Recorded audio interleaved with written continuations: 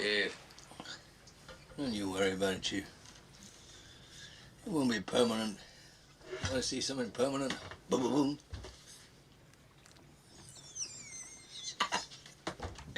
Hey, hope. You want to feel something permanent? Just put your hand underneath my cap. Just feel a little lump. Knock on Nolan, St. Paddy's Day, Boston. I got that beat. I got that beat.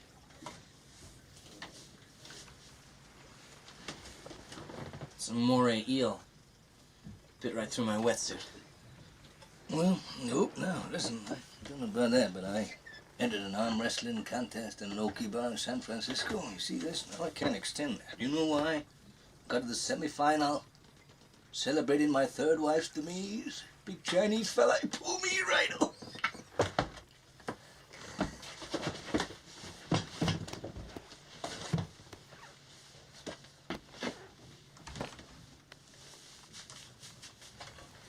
Look at that. It's a bull shark. It scraped me when I was taking samples. I got something for you. That's the thresher. You see that, Chief? Thresher's tail. Thresher? It's a shark. You want a drink? Drink to your leg? I'll drink to your leg. Okay, so we drink our legs.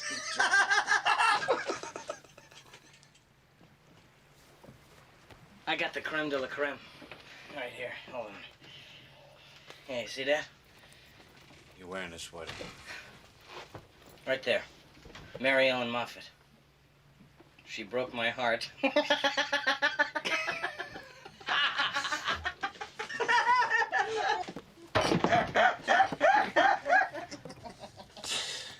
What's that one? What? That one there, on your arm. Oh, well, it's a tattoo. I got that removed. Don't tell me. Don't tell me. Mother.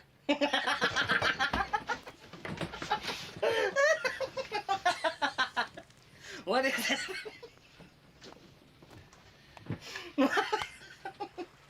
Super, that's the USS Indianapolis.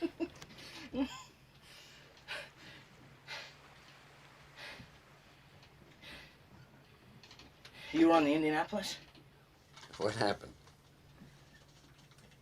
Japanese submarine slammed 2 torpedoes into our side, Chief. He was coming back from the island of Tinian to Lady and just delivered the bomb, the Hiroshima bomb.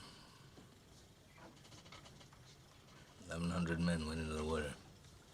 The vessel went down in 12 minutes. Didn't see the first shark for about half an hour. Tiger, 13-footer. You know that when you're in the water, Chief? You tell by looking from the dorsal to the tail.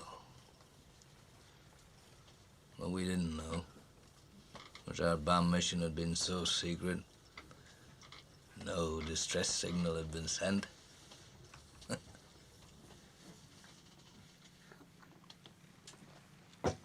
They didn't even list us overdue for a week. Very first light, Chief. Sharks come cruising. So we formed ourselves into tight groups. You know, it's kind of like old squares in a battle, like you see in a calendar, like the Battle of Waterloo, and the idea was, shark comes to the nearest man, that man he starts pounding and hollering and screaming. Sometimes the shark would go away. Sometimes he wouldn't go away. Sometimes that shark, he looks right into you, right into your eyes. You know the thing about a shark, he's got lifeless eyes, black eyes, like a doll's eyes. When he comes at you, he doesn't seem to be living until he bites you. And those black eyes roll over white, and then you hear that terrible high-pitched screaming. The ocean turns red, and in spite of all the pounding and the hollering, they all come in and they rip you to pieces.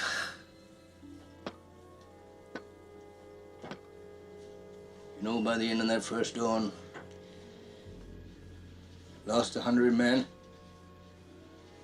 I don't know how many sharks, maybe 1,000. I don't know how many men, they average 6 an hour.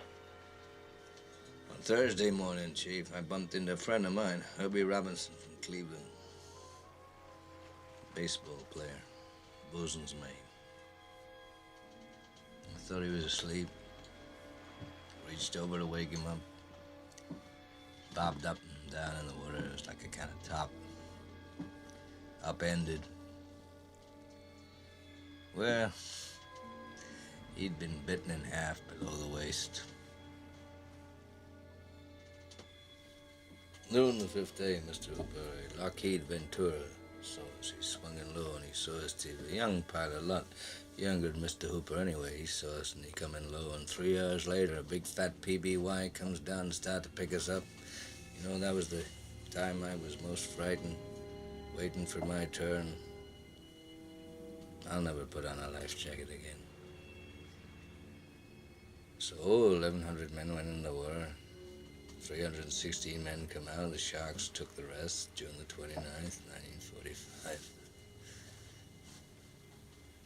Anyway, we delivered the bomb.